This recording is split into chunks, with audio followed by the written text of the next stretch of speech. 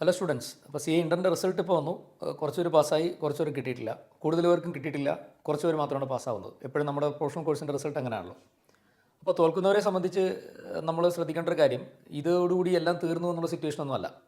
C A ഇൻ്ററിനെ സംബന്ധിച്ച് നമുക്കറിയാം, attempt അതൊരു വിഷയമല്ല, ക്ലിയർ ചെയ്തോ ഇല്ലേ എന്നുള്ളതാണ് ചോദ്യം. അപ്പോൾ പാസ്സായി കഴിഞ്ഞാൽ once you become qualified, nobody will ask you എത്ര അറ്റംപ്റ്റ് എടുത്തിട്ടാണ് പാസ്സായത്, നിങ്ങൾക്ക് റാങ്ക് ഉണ്ടോ, അല്ലെങ്കിൽ എത്ര പെർസെൻറ്റേജ് ഉണ്ടായത്, നോബഡി വിൽ ആസ്ക് യു. വിവരമുള്ള ആരും അങ്ങനെ ചോദിക്കില്ല. അപ്പോൾ നിങ്ങൾ ഈ തോറ്റു എന്ന് പറഞ്ഞിട്ട് ഇതെല്ലാം തീർന്നു പോയി അങ്ങനെ വിഷമിക്കേണ്ട കാര്യമൊന്നുമില്ല. അതുപോലെ ചിലർ ഏജിനെ പറ്റി ഭയങ്കര കൺസേൺ ആണ്. ഇത്ര അറ്റംപ്റ്റ് ഇത്ര വയസ്സായി പാസ്സാകാൻ പറ്റില്ലല്ലോ. സി വൺസ് ക്വാളിഫൈ ചെയ്ത് കഴിഞ്ഞാൽ നമുക്ക് ഇതിനെല്ലാം ഓവർടേക്ക് ചെയ്യാൻ പറ്റും. അപ്പോൾ അതുകൊണ്ട് തോറ്റ ആൾക്കാർ വിഷമിക്കേണ്ട കാര്യമില്ല. നമ്മൾ വീണ്ടും ചെയ്യണമെന്ന് വെച്ച് കഴിഞ്ഞാൽ ഡിറ്റർമിനേഷൻ വേണം. താല്പര്യം, ഇത് ജയിച്ചേ പറ്റൂ, എനിക്കിത് കിട്ടിയേ തീരൂ എന്നൊരു താല്പര്യമുണ്ടോ, അങ്ങനെ ഒരു അടങ്ങാത്ത ആഗ്രഹം ഈ കോഴ്സിനോട് ഉണ്ടെന്നുണ്ടെങ്കിൽ റിപ്പീറ്റ് ചെയ്യുക. ഈ റിപ്പീറ്റ് ചെയ്യുന്ന സി എ ഇൻ്ററിനെ സംബന്ധിച്ചോ ഫൈനലിനെ സംബന്ധിച്ചോ റിപ്പീറ്റ് ചെയ്യുന്ന മോശം കാര്യമൊന്നുമല്ല. ഇപ്പോൾ എന്നെ സംബന്ധിച്ച് ഞാൻ സി എ ഫൈനലിന് 5 അറ്റംപ്റ്റ് എഴുതിയിട്ട് 6ാമത്തെ അറ്റംപ്റ്റിലാണ് ഞാൻ ക്വാളിഫൈ ചെയ്യുന്നത്. അപ്പോൾ അതിൽ 5ാമത്തെ അറ്റംപ്റ്റ് തോൽക്കുമ്പോൾ പോലും എനിക്കിത് അപ്രാപ്യമാണ് എന്നൊരു ഫീലിംഗ് എനിക്കില്ലായിരുന്നു. കാരണം എനിക്കറിയാം ഞാൻ ആ ഇൻസ്റ്റിറ്റ്യൂട്ട് പ്രതീക്ഷിക്കുന്ന ലെവലിലേക്ക് ഞാൻ എൻ്റെ പ്രിപ്പറേഷൻ എത്തിയിട്ടില്ല, അതുകൊണ്ട് ഞാൻ ക്വാളിഫൈ ചെയ്തിട്ടില്ല. അപ്പോൾ അതുകൊണ്ട് ഫസ്റ്റ് അറ്റംപ്റ്റ് പാസ്സാവുന്ന ഒരു കേമന്മാരും ഈ കുറേ അറ്റംപ്റ്റ് എടുക്കുന്നവർ മോശക്കാരാണ് എന്നർത്ഥമില്ല. കാരണം 5 അറ്റംപ്റ്റ് കഴിഞ്ഞ് 6ാമത്തെ അറ്റംപ്റ്റ് പാസ്സായി ഞാൻ ഒരുപാട് ഫസ്റ്റ് അറ്റംപ്റ്റുകാരെ പഠിപ്പിച്ചിട്ടുണ്ട്, അല്ലെങ്കിൽ ക്ലിയർ ചെയ്ത് കുട്ടികളെ പഠിപ്പിക്കാൻ പറ്റിയിട്ടുണ്ട്. അതുകൊണ്ട് അതിൽ കാര്യമില്ല. അപ്പം തോറ്റവർ നിങ്ങൾ ശ്രദ്ധിക്കേണ്ട ഒരു കാര്യം, ഫസ്റ്റ് ഓഫ് ഓൾ ആ നെഗറ്റീവ് തിങ്കിങ് മൈൻഡിൽ നിന്ന് മാറ്റുക, വീണ്ടും ട്രൈ ചെയ്യുക. റിപ്പീറ്റ് എന്ന് നമ്മൾ പറയും. ഈവൻ എനിക്ക് തോന്നുന്നു റീസെൻ്റ് ആയിട്ട് ഇറങ്ങിയ ഒരു സിനിമ ചിലപ്പോൾ നിങ്ങൾ കണ്ടിട്ടുണ്ടായിരുന്നു, 12th ഫെയിൽ എന്ന് പറഞ്ഞൊരു സിനിമ ഇറങ്ങിയിട്ടുണ്ടായിരുന്നു, ഒരു സിവിൽ സർവീസ് ഒരാളായ കഥ. അപ്പോൾ അതൊരു നല്ലൊരു പോസിറ്റീവായിട്ടുള്ളൊരു ഒരു കാര്യമാണ് അതിനകത്ത് പറയുന്നത്, റിയൽ ലൈഫ് സ്റ്റോറിയും കൂടിയാണ്. അപ്പോൾ എന്ന് പറഞ്ഞ പോലെ റിപ്പീറ്റ് ചെയ്യുക, ഇത് വീണ്ടും റിപ്പീറ്റ് ചെയ്യുക. എപ്പോഴും മനസ്സിലാക്കുക, ചാർട്ടേഡ് അക്കൗണ്ടൻസി കോഴ്സിനകത്ത് നിങ്ങൾ എത്ര കഷ്ടപ്പെട്ടാലും റിസർച്ച് ചെയ്ത് പുതിയ കാര്യങ്ങൾ കണ്ടുപിടിക്കാനൊന്നും പറ്റില്ല. ഇതിനകത്ത് നമ്മൾ ചെയ്യണം എന്താണെന്ന് വെച്ചാൽ, നിലവിലുള്ള ഒരു കുറച്ച് എസ്റ്റാബ്ലിഷ്ഡ് കാര്യങ്ങളുണ്ട്, അത് നമ്മൾ പഠിക്കുക, അതിലെ പരീക്ഷ എഴുതുക, എക്സാം അറ്റൻഡ് ചെയ്യുക, ക്ലിയർ ചെയ്യുക. ഇൻസ്റ്റിറ്റ്യൂട്ട് ഉദ്ദേശിക്കുന്ന ആ റേഞ്ചിലേക്ക് നമ്മൾ എത്തുമ്പോൾ നമ്മൾ പാസ്സാവുന്നു. അപ്പോൾ അതുകൊണ്ട് തോറ്റവരൊന്നും തന്നെ വിഷമിക്കേണ്ട കാര്യമില്ല, എത്രയും വേഗം പ്രിപ്പറേഷൻ സ്റ്റാർട്ട് ചെയ്യുക.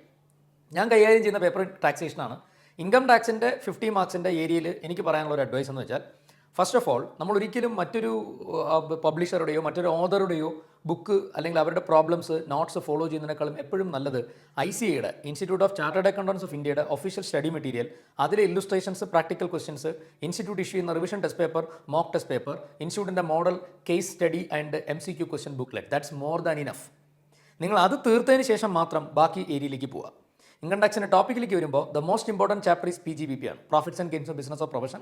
That is a first compulsory question വരുന്ന ആ ചാപ്റ്ററിൽ നിന്നാണ്. അപ്പോൾ എപ്പോഴും ഹെഡ് പഠിക്കുമ്പോൾ ആദ്യം ആ ഹെഡ് വൃത്തിക്ക് പഠിച്ച് തീർക്കുക, അത് കഴിഞ്ഞിട്ട് മാത്രം ബാക്കിയുള്ള ഹെഡ്സിലേക്ക് പോവുക. റിപ്പീറ്റ് ചെയ്യുന്ന സ്റ്റുഡൻസ് ആകുമ്പോൾ നിങ്ങളെ സംബന്ധിച്ച് ഒന്നും പുതിയതല്ല, ഓൾറെഡി പഠിച്ച കാര്യങ്ങളാണ്. ഒന്നുകൂടി സിസ്റ്റമാറ്റിക് ആദ്യം മൈൻഡ് ഫ്രീ ആക്കുക, വീണ്ടും എടുത്തിട്ട് റിപ്പീറ്റ് ചെയ്യുക. സ്റ്റഡി മെറ്റീരിയൽ ക്വസ്റ്റ്യൻസ് ഒരു 2 or 3 റൗണ്ട് ചെയ്യാൻ ശ്രമിക്കുക. റീസെൻ്റ് ആയിട്ടുള്ള RTPയും മോക്ക് ടെസ്റ്റും കവർ ചെയ്യുക.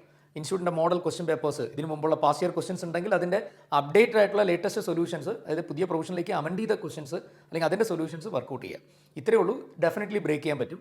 ഒരു റിപ്പീറ്റ് ചെയ്ത് പാസ്സായി ഉള്ള വ്യക്തി എന്നുള്ള നിലയിൽ ഞാൻ പറയുകയാണ്, ഇറ്റ് ഈസ് പോസിബിൾ, നമുക്കിത് ബ്രേക്ക് ചെയ്യാൻ പറ്റും. ഒരിക്കലും നെഗറ്റീവായിട്ട് തിങ്ക് ചെയ്യരുത്. ഞാൻ പഠിച്ചിട്ട് മാർക്ക് കിട്ടിയില്ല, ഞാൻ എഴുതിയിട്ട് മാർക്ക് കിട്ടിയില്ല. നിങ്ങൾ പഠിക്കാത്തതുകൊണ്ടായിരിക്കാം മാർക്ക് കിട്ടാത്തത്, പ്രോപ്പറായിട്ട് എഴുതാത്തതുകൊണ്ടായിരിക്കും. അത് അറിയണമെങ്കിൽ നമ്മൾ സർട്ടിഫിക്കറ്റ് കോപ്പിയോ അല്ലെങ്കിൽ റീകൗണ്ടിങ്ങോ കൊടുത്ത് നോക്കുമ്പോൾ മാത്രമേ നമുക്ക് കറക്റ്റായിട്ട് അറിയാൻ പറ്റൂ എവിടെയാണ് നമുക്ക് തെറ്റിപ്പോയതെന്ന്. അപ്പോൾ നമ്മൾ എക്സാം ഹാളിൽ പ്രഷറിലിരുന്ന് നമ്മൾ എഴുതിയത് ശരിയാണെന്ന് നമ്മൾ വിചാരിക്കുന്ന പല കാര്യങ്ങളും മേ ബി ശരിയാവണമെന്നില്ല. അപ്പോൾ അതുകൊണ്ട് നമ്മൾ അതിനകത്ത് നെഗറ്റീവ് കണ്ടെത്താതെ ആ ഒരു സമയം പോലും എത്രയും വേഗം പ്രൊഡക്റ്റീവായിട്ട് യൂസ് ചെയ്യാനായിട്ട് വീണ്ടും അടുത്ത അറ്റംപ്റ്റിലേക്ക് പ്രിപ്പയർ ചെയ്യാൻ വേണ്ടി ശ്രമിക്കുക. അപ്പോൾ നമ്മൾ ട്രിപ്ലൈയും കൂടെയുണ്ട്, നിങ്ങൾക്ക് ക്ലാസ്സുകളായിട്ടായാലും ക്രാഷ് ആയിട്ടും എന്താണേലും ഈ പറയുന്ന ട്രിപ്ലൈയിൽ അവൈലബിൾ ആണ്. അപ്പോൾ നിങ്ങൾ പഠിക്കുക, നന്നായിട്ട് പഠിക്കുക. റിപ്പീറ്റ് തോറ്റു എന്ന് പറയുന്നത് ഇതിനകത്തൊരു മോശമായിട്ടുള്ള കാര്യമേ അല്ല, കാരണം ഞാൻ 5 തവണ തോറ്റവനാണ്. ഓക്കെ.